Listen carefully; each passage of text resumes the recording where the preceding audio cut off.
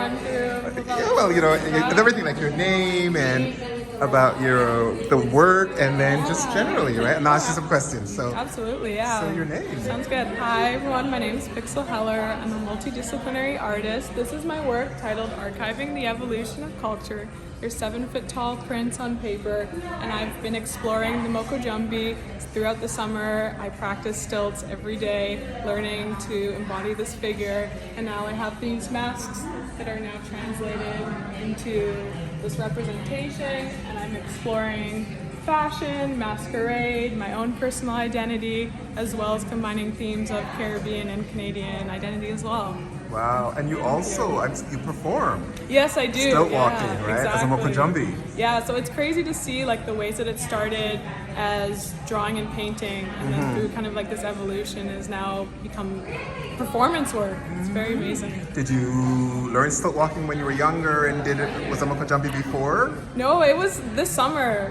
So literally, learned, as you said, you started just exploring, and then okay, let me actually learn to do this. Absolutely, and yeah. What does that mean for you to do that, to have done that way? I feel like it was very empowering because I had like this kind of lack of culture growing up in Winnipeg, and then coming here, finding my community, I really feel like I found my purpose, my self-worth, and what I want to share with my artwork, and embodying this figure. I really do feel like I'm like continuing the legacy that our ancestors kind of have left behind for us, and like what does Carnival represent for us?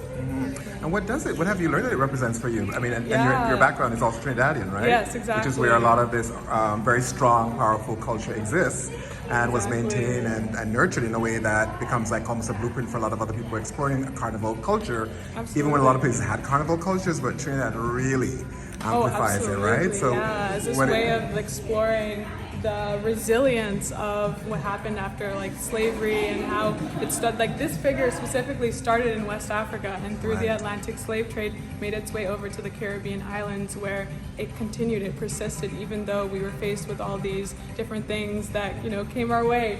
And so being able to continue that legacy has always been something that was like very important to me, and staying true to the culture, but also showing that culture evolves, and exploring different themes within my own personal identity as well. And what's been the most striking thing for you in this journey, connected to culture, connected to your own sense of self, to your own art practice? I would have to say the way that it just like came all together so seamlessly, as it did start from the paintings and the ways that it translates into the different materials. Like I've been exploring the like video work, photography, also like sculptural work with ceramics as well. So seeing the ways that they go across the different materials has been very cool to see. And like I made all of the costumes, a lot of it's reused and recycled materials. I dyed all the fabrics as well, and really incorporating like personal styles and little elements like the Crocs with the North Face jacket that I feel like is very telling of like my Canadian identity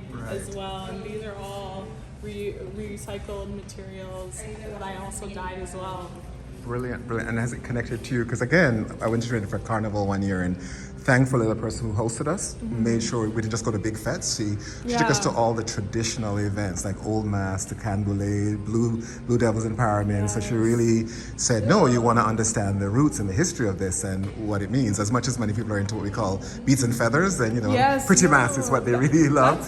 But she took us to the Old Mass and all of that, right? And I'm thinking about what always strikes me, even here in Canada, is when the people they just do it because they love it, right? They're not doing it to get paid. And even when the current carnival is going on, they're already planning ahead to the next one and spend the whole year kind of engaging in a sort of a particular kind of creativity, right? As much as it connects back to the history.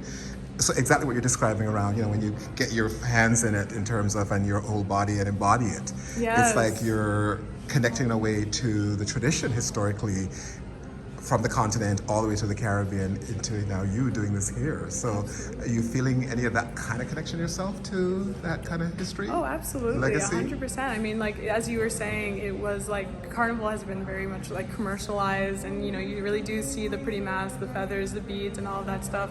But what is it really about? And I do feel like traditional masquerade really does showcase, like, this figure represents protection and power. Right. And I feel like that goes so much with the ideologies of Carnival and why we do it and why we celebrate it. So I really do feel like, especially with the younger generation, I feel like we don't necessarily know fully why or what we're celebrating, and I really Right. do feel like I'm trying to bring that to the forefront. Yeah, I mean, yeah, because I always think, of course, yeah, have fun, a balance, right? So it's Yeah. part of it, right? It's the whole idea of the liberatory experience, right? Which is what about. But also, don't forget the connections to that history, right? So, are you Absolutely. inspired now to maybe be in Trinidad for a while and be part of a camp or I would group love to join and sort of those create camps. with them?